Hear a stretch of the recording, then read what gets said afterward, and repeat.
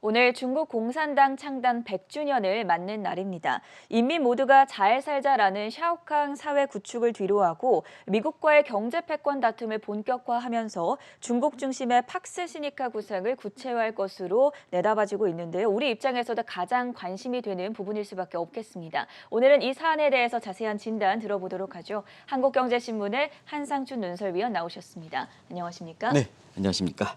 자, 오늘도 본격적인 주제에 들어가기에 앞서서 오늘 마감한 뉴욕 증시 상황부터 정리해 주시죠. 네, 전 앵커의 그 인식을 좀 여쭤보겠는데요. 네. 한 사람이 복을 한꺼번에 올 때 그걸 좀 젊은 사람들은 뭐라 합니까?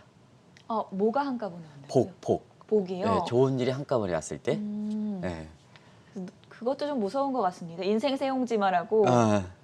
그래서 앞서가지 마시고요. 네. 대체로 젊은 사람들은 대박이 났다 그러지 않습니까? 아, 근데 이제 저희 같은 우리 좀 나이가 먹은 세대는 개 탔다 이런 얘기를 이렇게 네. 얘기하는데요. 오늘은 그 대박이 나고 개탄 이런 것 중에 그 차이나 중국이 아닌가 생각합니다.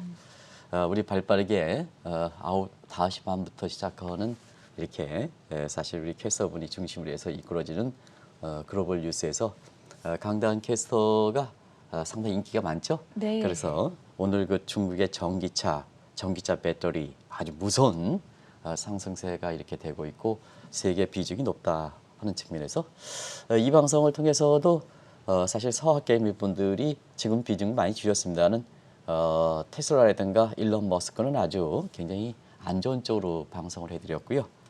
중국의 전기차라든가 전기차 배터리 같은 ETF라든가 테마별 ETF 같은 이런 상품들을 많이 추천해 드리는데요. 공교롭게도 오늘 이런 방송들이 이건 나가면서 최근에 보면 국내 그 시중 자금들이 중국의 전기차 ETF라든가 테마별 이렇게 배터리 ETF 같은 소위 BBIG ETF 같은 이런데 이렇게 자금이 가장 많이 올리고 실제로 수익이 많이 나는 거로 이렇게 알고 있는데요.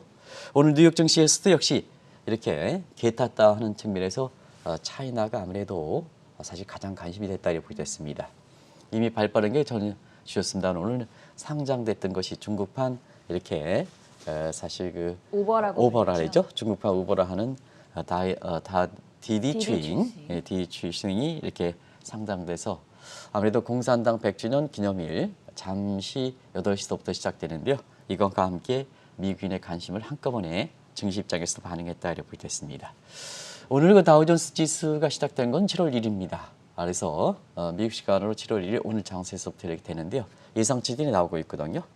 대체로 보면 경기와 민감된 이런 그 다우존스에 편입된 이러한 그 주식들이 사실 종목들이 어닝 서프라이즈 폭이 좀 클 것이다 하는 이런 측면이 반응해서 다우존스 지수가 비교적 많이 올랐다 이렇게 됐습니다. 아무래도 이 대목은 시청자 여러분 아마 생각이 되실 겁니다. 왜냐하면 바이든 정부 출범 이후에 4월서부터 코로나 백신이 굉장히 빠르게 보급되면서 경제활동 재개가 되다 보니까 경기에 민감한 이러한 그 실적들이 2, 4분기에 아무래도 예상치 대비해서 실적치가 상당히 어닝 서프라이즈 폭이 좋게 나오지 않겠나 이렇게 예상되는 이런 상황이었었거든요. 그런 것이 속속 이렇게 밝혀지면서 경기 민감주를 중심으로 한 다우존스 지수가 이렇게 오늘 비교적 어려운 가운데도 많이 올랐다 이렇게 됐습니다. 반면에 우리가 얘기하는 성장주라 그러죠. 기술주 네. 하는 나스닥 같은 경우에는 4월달, 5월달 시청자 여러분 뭐가 부각됐습니까? 한국경제TV 이런 쪽에서 많이 얘기했던 것이 인플레 얘기 나왔고 국채금리 상승 얘기 나왔고 그리고 테이퍼링 얘기 나오지 않습니까? 그러다 보니까 아무래도 저물가, 저금리, 그 다음에 미래 잠재 가치가 높아져 하는 테슬라 같은 대형 기술주들은 작년에 많이 올랐는데 반해서 2분기에는 인플레, 국채금리 상승, 테이퍼링, 대형 기술주 안 좋아.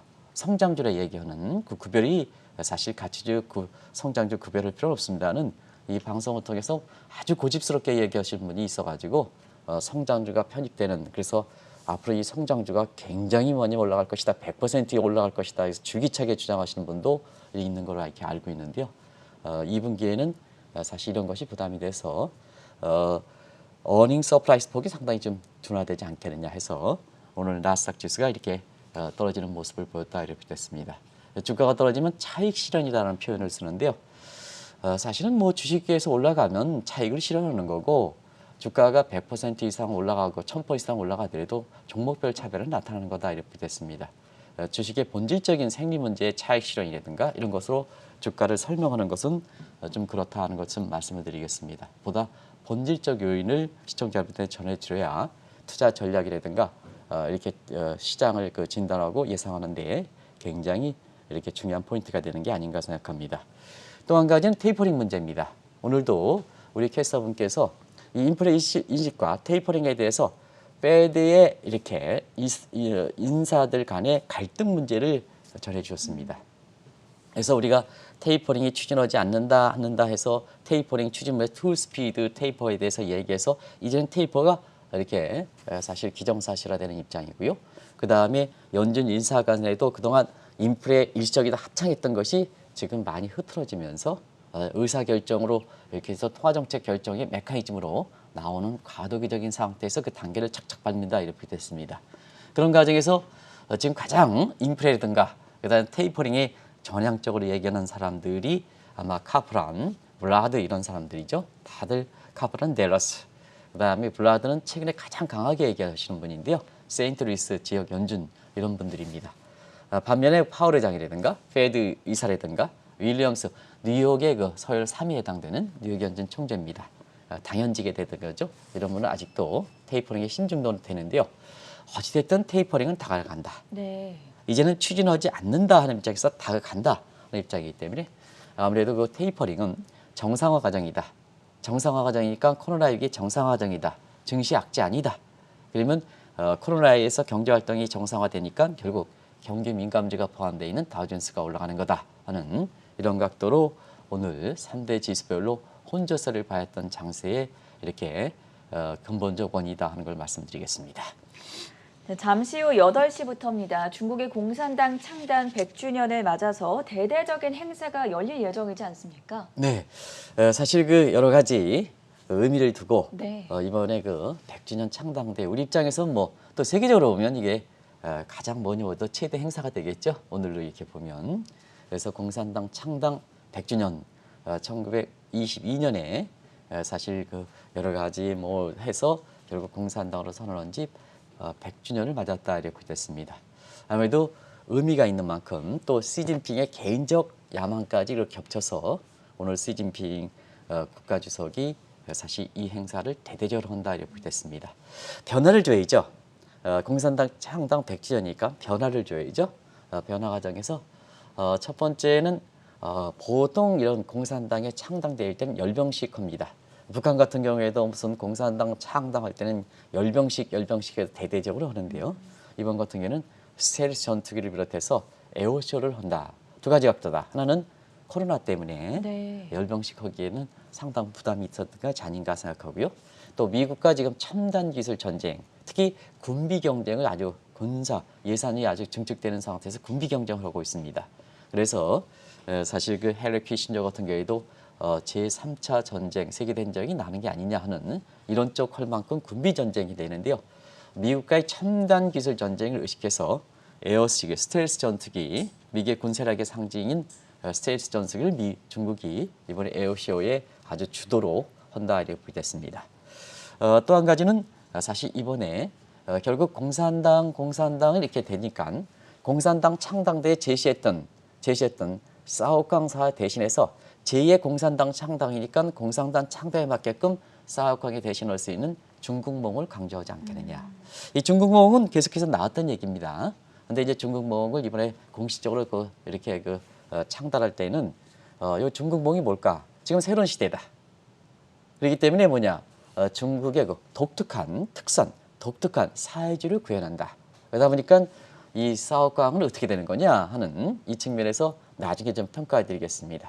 어쨌든 중국몽이라는 것은 새로운 세대의 중국 독특한 사회주의를 구현한다. 제2의 공산당 창당이다. 이렇게 받아들인다 이렇게 됐습니다.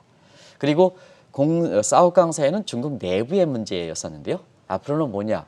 지금까지 이렇게 공산당 100주년, 100년 동안에 이제 미국에 버금될 수 있는 경제력을 바탕이 되니까 결국 이제는 본격적으로 대외적으로 중국의 세 확장에 나선다. 그러면 이전의 100년을 이끌어왔던 국가 주석과는 좀 다른 각도지 않습니까? 대외적으로 파악스 시니카를 구축한다. 그러면 한번 보겠습니다. 자, 만약에 사실 공산당 창당을 해서 새로운 각도, 제2의 공산당 창당을 하지 않는다면 시진핑 같은 경우는 10년 정도는 해야 됩니다. 후진타오라든가 이런 것처럼. 그게 이제 부담이 됐었던 거거든요. 근데 공산당을 창당한다면 제2의 공산당 창당의 시진핑은 사실 공산당 창당에 주영했던 마오쩌둥과 동일한 방향이다.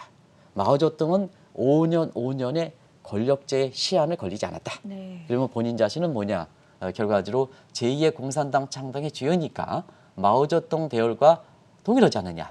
그러면 뭐냐? 나는 장기직 걸어겠다 하는 이런 것도 오늘 이렇게 대대적으로 사상 최대 규모를 하는 이를 통해서 모든 언론들이 이것을 사실 중국과 관련된 언론들은 모두 뭐냐 이것을 사실 보도하게끔 돼 있습니다. 그 지침이 내려갔습니다. 네. 결과적으로 보면 중국의 모든 곳곳에 있는 이런 쪽에 사실 시진핑의 야망이 이렇게 수용되도록 이런 쪽에 행사를 한다 이렇게 보이겠습니다. 그렇층에 세계적으로 굉장히 관심이 되는 행사가 잠시 8시에 열린다 하는 것을 말씀드리겠습니다. 공산당 창단 100주년을 기념해서 세계에서도 정말 여러 가지 평가들이 나오고 있는데요. 가장 큰 목적이었던 이 샤오캉 사회 구축에 관련해서는 실패했다 이런 평가가 나오고 있지 않습니까? 네, 공산당 창당, 제1공산당 창당 네. 1920년에 했을 때는 사실 공산주의가 뭡니까? 이렇게 모두가 평등하게 살자. 이게 이제 소득 불균형이든가 뭔가 이런 게에서 굉장히 기득권의 환멸을 느끼는 이런 입장에서 이렇게 보면 네. 아주 매력적인 거죠, 매력적인 거. 그래서 제1공산당 창당 사실 1920년에 이렇게 공산당 창당은 사회주의와 공동적으로 주장하는 인민 모두가 평등하게 잘 살자, 인민 모두가 평등하게 잘 살자 이렇게입니다. 근데 지금 공산당 창당 100주년 기해서 2021년에 이것을 완성하자. 그게 주역의 마지막에 시진핑 국가주석의 최대 과제였었거든요. 근데 지금 100주년을 맞는 창당대회를 맞는 100주년을 맞는 그 기념 행사에서 사실 이것에 대해 평가가 나올 수밖에 없거든요. 근데 지금 중국의 내부적으로 이렇게 문제를 보면 인민 모두가 잘 사느냐, 평등하게 잘 사느냐 그런 측면에서는 아마 시청자분도 경우에 따라서 민주주의 체제보다도 불평등 문제가 더 심하다 하는 측면에서 여러 평가가 나오고 있습니다는 사실은 실패했다. 그러다 보니까 앞서 말씀드린 같이 새로운 것을 주장하는 거다 이렇게 이제 보시면 되겠습니다.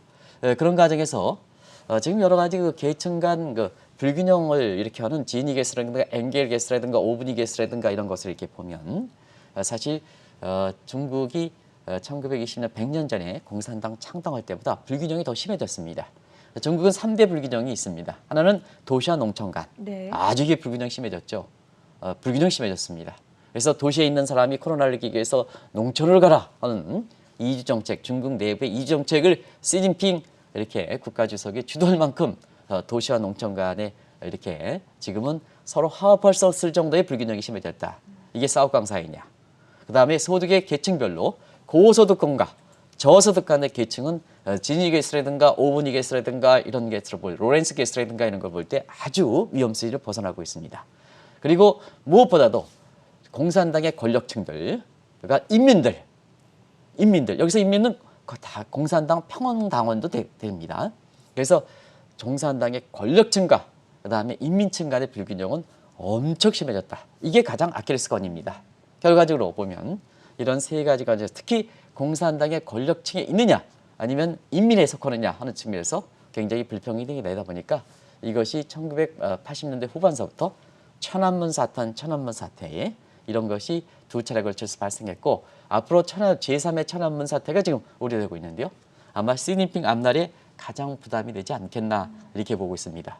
또 한 가지는 경제적 측면에서 사오강 사회를 구축하는 것에 이어서 또 한 가지 공산당 창당 이렇게 100년 했을 때 정치 군사적으로 중국이 세 가지로 나눠져 있다. 하나는 홍콩, 하나는 대만 이렇게 돼 있죠. 네. 그런 과정에서 일국 일제 체제를 완성하는 것도 사실 지난 100주년에 그 마지막에 집권하는 시진핑의 또 하나의 그 과제였었는데요.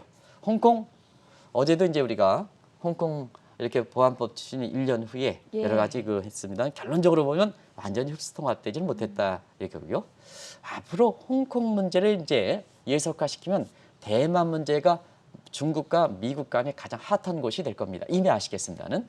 그래서 대만을 두고 마개인응화 돼서 북한을 어떻게 할 것이냐 한 측면이거든요. 일부에서 이렇게 보면 저는 이 문제의 전문가는 아닙니다는 대만을 중국이 원하니까 대만 쪽으로 편입하는 데 반해서 북한은 중국이 버리지 않느냐.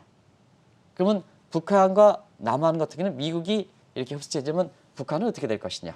또 거기에 북한에 대해서 이렇게 따라갔던 남한의 문재인 정부는 어떻게 될 것이냐. 물론 이제 그 이후에 문재인 정부가 교체 이후의 문제이긴 하겠습니다는 이런 문제가 국제사회에서 이렇게 재편 과정에서 이러한 추측도 나오고 있는 것이 지금의 공산당 창당 100주년을 기해서 국제 이렇게 권력 구조의 재편 문제를 가는 과정에서 이런 시나리오도 나온다 하는 것을 시청자분이 이렇게 말씀드리면 상당 부분 공감이 되는 부분이 또 지금 대만을 둘러싸고 중국과 미국 간에 사실 군사력 개편 문제라든가 여기에 G7 국가들 대서양 동맹에 취재했던 런던이라든가 영국이라든가 독일이라든가 이태리라든가 이런 군한 편서들이 대만을 중심으로 해서 이 재편되는 이런 모습이 지금 전개되고 있다 이렇게 됐습니다.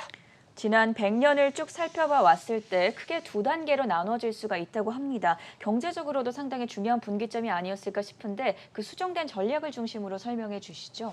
네, 공산당 창당 100주년을 켜지만 네. 사실은 중국이 지금 경제 문제로 지금 많이 부각되어 있지 않습니까? 그런데 사실 경제 문제가 부각되기 시작한 것은 1978년 당시에 덩샤오핑 네. 개혁과 개방을 표방하고 성장 전략을 추진한 수출 지향적인 성장 전략을 추진한 그 시기를 기점으로 해서 공산당 창당 공산당 100주년을 1단계와 2단계 전반기 후반기로 구별하는 시각이 많다 이렇게 됐습니다. 그래서 1978년 이전까지 1922년서부터 1978년까지는 정치 군사적 내부적으로 권력을 평준화하는 권력을 안정화시키는 단계다 이렇게 많이들 평가하는 것 같습니다. 그리고 덩샤오핑이 1978년 개혁과 개방을 추진한 이래로 수출 지향적인 성장 전략 이 추진하는 과정에서 중국이 속속 이렇게 사실 경제 문제가 세계적으로 관심을 받았다 이렇게 이제 보시면 되겠습니다. 이 과정에서 이제 지금은 1978년 이후 이 단계이기 때문에 공산당 100주년을 기는 지금 시점에서 경제 문제가 주안점이 되는 것이 아닌가 생각하는데요. 그러면 이제 1978년 이후로 중국의 성장 전략을 한번 보겠습니다. 사회주의 국가는 그로스 패스라는 성장 경로라는 게 있습니다. 네. 성장 경로라는 게 있거든요. 그래서 양띠기 경제, 예를 들어서 북한의 천리마 운동, 그다음에 천삽뜨기 운동, 새벽불교 운동 그런 것은 뭐냐? 양띠기 경제거든요. 중국의 대학진 운동 뭐 이런 것도 경제적 측면에서는 이렇게 생산성 생각하지 않고 양띠기로 밀어붙인다 이렇게 됐습니다. 이걸 엑스텐시브 그로스 패스에서 위헌적 성장 단계다 이렇게 됐습니다. 그러면 이제 보통 우리가 중국의 사회주의 국가 할 때 루이스 전환점을 공부하셨을 겁니다. 그러면 이제 농토에서 맨 처음에 생산성 생각하지 않고 그냥 이 사람을 이렇게 농촌에서 와가지고 이렇게 되면 예를 들어서 구로공단에 사실 도시의 시골에서 이렇게 직공들이 이렇게 될 때에는 사실 무한정으로 될 때는 그렇게 인건비라든가 이런 게 부담이 되지 않았거든요. 네. 근데 이제 농촌에서 더 이상 직공들이 이렇게 조달이 안 될 때는 그때부터 이제 이 직공들을 가지고 인건비 경쟁을 하는 거죠. 그게 루이스 전환점이다 이렇게 됐습니다. 그런 단계에서 상생성을 생각하는 거죠. 이제는 동일한 평수에 사람을 많이 집어넣어서 성장하는 단계가 아니고 그게 혼자병이 발생하니까 그때부터는 한 사람당 좋은 쪽으로 얘기하면 생산성이고 나쁜 쪽으로 하면 쥐어짜기고 그래서 인텐시브 집중화시킨다 인텐시브 그로스 패스 단계로 간다 이렇게 됐습니다. 그래서 엑센시브 그로스 패스에서 인텐시브 그로스의 가덕이 정한 상태에서는 지금 중국이 당하고 있습니다는 임금 상승 문제라든가 땅값이라든가 세제라든가 집값 상승이라든가 이런 쪽에 노동자의 권리 상승이라든가 해서 오중거에 시달린다 이렇게 됐습니다. 이게 고성장 수위죠. 여기서 고성장의 후유증이죠.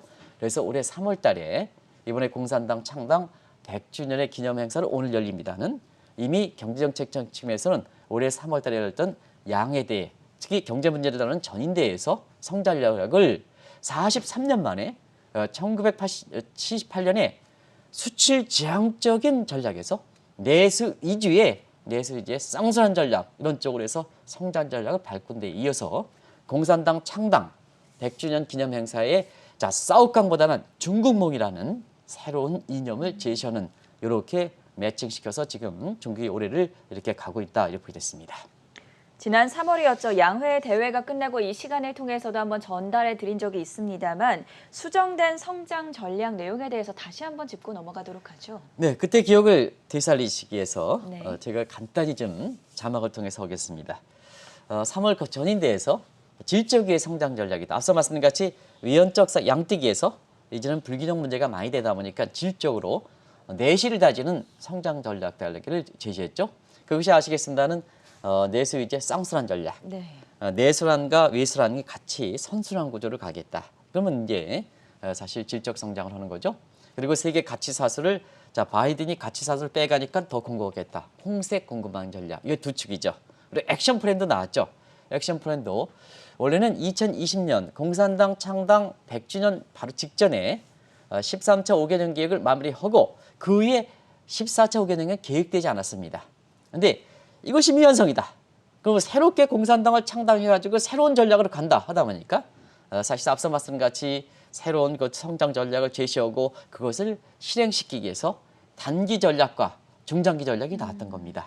그래서 단기 전략, 단기 전략 같은 경우에는 14차 5개년 계획을 새롭게 시작하는 거죠. 어떤 분은 같은 경우에는 13차 5개년 계획이 2020년 끝났으니까 이제부터는 2단계로 1차 5개년 계획이다. 그래서 새롭게 분위기를 좀 바꿔가야 된다. 이런 쪽의 얘기도 많이 중국 내부에서 나오고 있습니다. 그러나 13차 5개년 계획의 연장선상으로 보면 올해부터 14차 5개년 계획을 단기적으로 해서 앞서 말씀드린 같이 중국몽, 쌍순환 전략, 그 다음에 홍색 공급망을 구체화시키는 액션 플랜이다 이렇게 보게 됐습니다. 그리고 대부분 다 질적 성장은 단기에 성과가 나오는 건 아니지 않습니까? 그래서 중장기적으로 보면 2035년까지 이것을 개척해서 추진하겠다 하는 이런 쪽이죠. 그리고 질적 성장이다 보니까 성과가 중시하는 게 아니라 내실을 다지는 거죠. 그래서 목표 성장률을 제시하지 않는 거죠. 그래서 올해부터 목표 성장률을 제시하지 않는 거다. 네. 이렇게 이제 보시면 되겠습니다. 그러다 보니까 시진핑이 사오강 사획을 이렇게 해서 덩샤오평 이러다 보니까 거기에 똑같은 이렇게 반열이다. 그래서 마오쩌둥 한편으로 경제적으로 덩샤오평. 그러면 내가 후진타오처럼 이전 이렇게처럼 10년 해가지고는 안 되지 않느냐. 그러면 2035년까지 장기화되지 않느냐. 이런 쪽에 정당성을 부여한다. 그것을 인민들한테 이렇게 공포하는 단계가 오늘 단계다. 네. 이렇게 보시면 되겠습니다. 오늘 공산당 창당 100년 기념 행사가 끝나게 되면 아마 새로운 목표로 제시된 중국몽이 최대 관심이 되지 않을까 싶은데 특히 미국 쪽에서도 이 부분에 많은 관심을 가지고 있지 않겠습니까? 네, 중국몽을 이렇게 얘기하시는 데는 네. 아마 한국에서 가장 이렇게 중국과 관련된 전문가가 이렇게 많이 이렇게 해서 여러 가지로 얘기합니다는 제 개인적으로는 제가 한국 대외경제정책연구원에 같이 이렇게 적으셨던 서울대학교 그 정영록 교수님이 아니신가 생각합니다. 네. 이분이 이제 지난번에 블록체인과 관련된 또 그 디지털 이렇게 통화 관련돼서 한국경제TV 올해 글로벌 금융 컨퍼런스를 이렇게 직접 모더레이터 하셨거든요. 근데 이분이 이제 앞으로 중국은 중국몽을 추진할 것이다 해서 아까 우리 큰 정비님께서 중국몽의 자막을 이렇게 했습니다. 이걸 좀 다시 한번 보겠습니다. 여기에 과거 세계 중심의 역할을 했던 전통 중개의 영광을 21세기에 되살리겠다.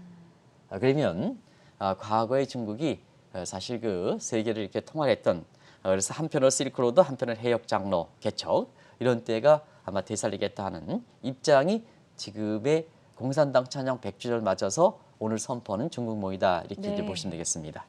결과적으로 보면 이런 내용으로 갈 때 가장 큰 관심이 되는 것이 역시 미국이 아닌가 생각합니다. 모르긴 몰라도 잠시 열릴 공산당 100주년을 가장 예의주시기 있게 보는 국가가 미국이고 아마 최고 통수권자는 바이든 대통령이 아닌가 생각합니다.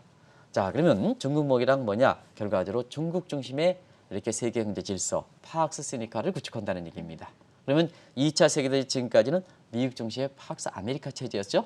그래서 앞으로는 중국몽 실현하면 중국 중심의 이런 얘기하죠. 중국에 의한 중국을 위한 이런 네. 세계경제 질서가 될 것이다. 이렇게 되면 박스스니까 구상이 되는 거죠.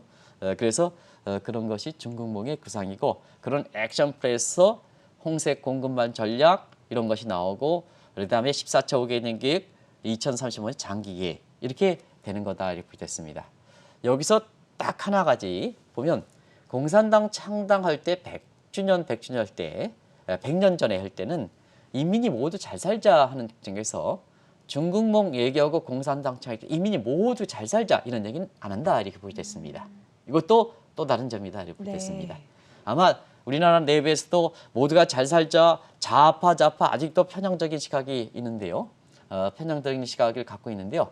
이번 공산당 창당 100주년에서 시진핑 국가주석이 인민 모두가 잘 살자 이런 것은 떨쳐버린다 하는 것도 앞으로 시진핑이 이렇게 국가주석이 이렇게 계속해서 장기 집권 체제에 가면 불균형 문제는 심화될 수밖에 없습니다. 지금까지 100주년, 100년 동안 공산당에서 보여줬던 대목 아니겠습니까? 민주주의 체제보다 더 양극화가 더 심해졌지 않습니까? 앞서 말씀까지 도농 간의 갈등 문제, 계층 간 장교 문제, 똑같이 공산당원증을 갖고 있는 사람들 사이에서도 공산당의 거열이 높으냐 아니면 낮으냐 평민이냐 같은 공산당 내부에서도 계층의 불균형이 굉장히 심해지거든요.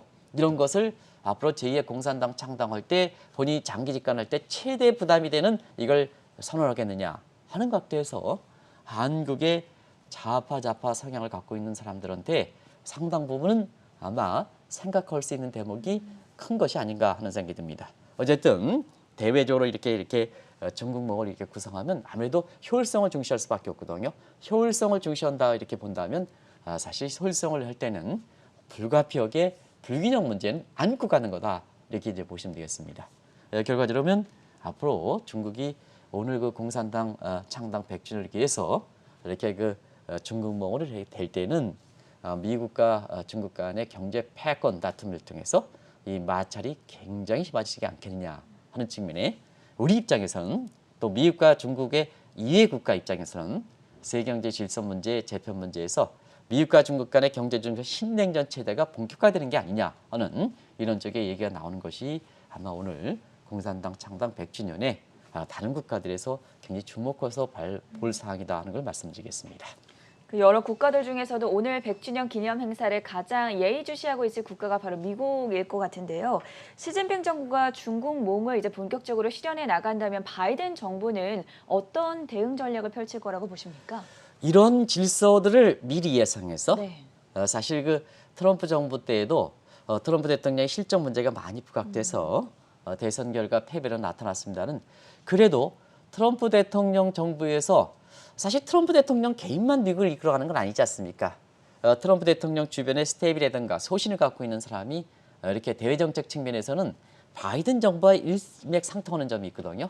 그것이 뭐냐 하는 측면에서는 자 중국을 추격을 당하는 것을 이렇게 저지할 수 있는 마지막 단계가 트럼프 대통령 정부다.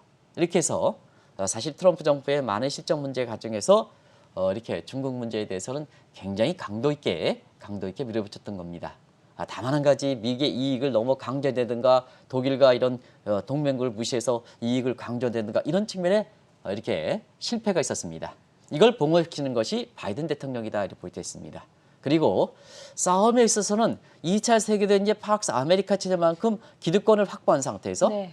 본인 자신이 부각하기 위해선 까마귀를 스스로 본인이 낮춰서 중국과 똑같이 까마귀 대 까마귀로 이렇게 했던 것이 트럼프 정부의 상당 부분 중국과의 마찰 과정에서 기본 목적은 잘했지만 협상하는 방식이라든가 하는 것이 개인이 부각됐기 때문에 미국이 부각되고 미국의 국민이 부각된 게 아니라 본인을 부각시키는 과정에서 전략을 대기 때문에 사실 트럼프 정부 입장에서는 그렇게 성공을 거두지 못했다 이렇게 됐습니다. 그런데 바이든 정부는 트럼프 정부의 미국과 마찰 과정에서 사실상 10분 활용하고 외교에 능수능란한 사람이다. 이런 것이 미국이 갖고 있는 기득권을 10분 활용한다는 얘기입니다. 독수리식으로 까마귀에 가는 게 아니라 독수리식으로 밀어붙여서 위에서 쏜다는 얘기입니다. 그러니까 효율성이 더 증대하겠죠. 그래서 우리가 바이든 정부 시절 지금 6개월 정도, 지금 5개월이 지나서 6개월 정도 7월 20일이면 6개월 정도 되죠? 그렇죠. 그런 상태에서 지금 보면 6개월 동안에 미국이 돌아온다. 그다음에 차이나로 직결되는 거다.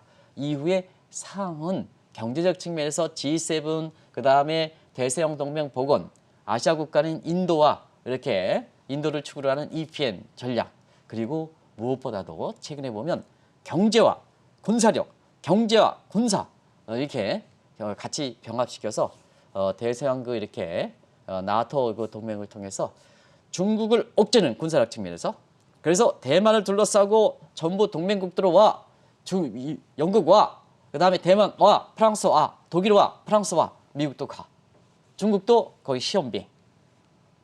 북한은 어떻게 될 것이냐. 근데 북한에 대해서는 굉장히 강도 있게 억제한다는 얘기입니다. 우리가 얘기했다시피 CD 다 아시죠? CVI, 그다음에 CVID. CVID는 가장 강력한 허다. 이렇게 해서 네이버에 치시면 어느 정도 그 세 가지 단계가 표로 잘 구별되어 있습니다. 표로 잘 구별되어 있습니다. 네. 완전 비약화를 추진한다는 것이 사실 CD고요.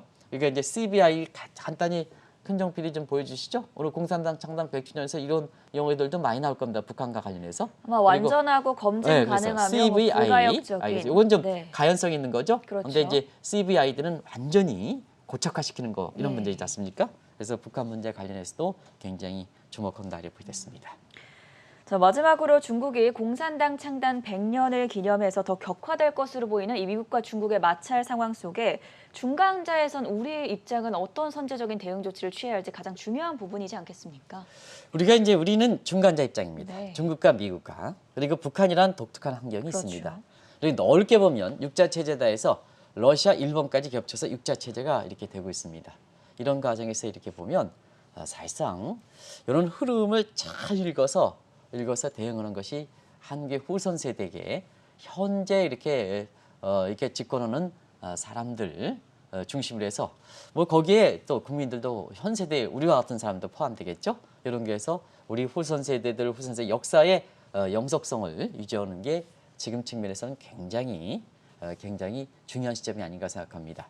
그래서 우리가 조선시대 만렵과 마찬가지로 그때 러시아, 일본 어쩌고 이렇게 해서 영국이라든가 또 미국도 한편으로 가는 과정에서 우리가 전략을 잘못 대응하는 과정에서 일본에 합병당하는 이런 모습이 되는데요. 네. 그런 쪽에 버금되는 시점으로 지금의 공산당 창당 100주년이 되는 또 미국과 중국 간에 이렇게 사실 그 갈등이 더 심해지고, 그다음에 북한에 대해서 완전히 이전에 트럼프 정부와 전략이 바뀌는 과정에서 사실 그때 비오는 시각도 있습니다. 그런 과정에서 현 정부, 문재인 정부 입장에서는 이런 흐름을 사실 누구를 잘못하는 것보다는 이런 흐름이 새롭게 전개되다 보니 이렇게 보니까, 자, 문재인 정부를 가더라도 대통령 후보로 나서는 사람이 지금 뭐 22명이라는 거 아니겠습니까? 이게 조선시대 말력 것처럼 이렇게 이전 정부가 이렇게 통솔력이 약할 때는 군웅화를 가하는 거나 똑같거든요. 이런 쪽의 모습이거든요. 그래서 대통령 후보들도 나서는 분들 나름대로의 각이 있습니다는 이런 그 권력 교체기 아주 국제적으로 굉장히 재편되는 상황에서 글로벌 마인드를 갖고 새로운 대선 후보 공약을 할 때 이런도 꼭 대선 후보의 공약에 꼭 포함시켜서 한국이 어쨌거나 이렇게 유구한 역사를 갖고 있지 않습니까? 이런 측면에서 우리가 사실 우리 이 후손 세대들에게 부끄럽지 않은 현 세대의 모습을 좀 보여줘야 되느냐. 그것이 부끄럽지 않은 최고 통수권자고 다음에 부끄럽지 않은 대통령 후보가 누가 대통령이 오지만 그게 최대 책무가 되는 것이 아닌가 생각합니다. 그래서 지금은 이해관계 이런 것도 사실 대통령 후보로 나서고 지금의 최고 통수권자도 그런 것을 합니다는 개인적 이익보다도 사실 그 국가의 공공선 재편 속에 한국 경제 또 남북 관계라든가 육자 관계라든가 이런 쪽에서 한국이 어떻게 관계를 맺어갈 것인가 하는 측면이 가장 중요한 시점이라는 걸 말씀드리겠습니다. 공산당 창단 100주년을 기념해서 중국이 성장 전략의 변화를 꾀하고 있습니다. 이 시점에서 과연 중간자적인 우리나라는 어떤 입장을 취해야 할지 도움 말씀 자세하게 들어봤고요. 지금까지 한국경제신문의 한상춘 논설위원이었습니다. 고맙습니다. 네, 고맙습니다.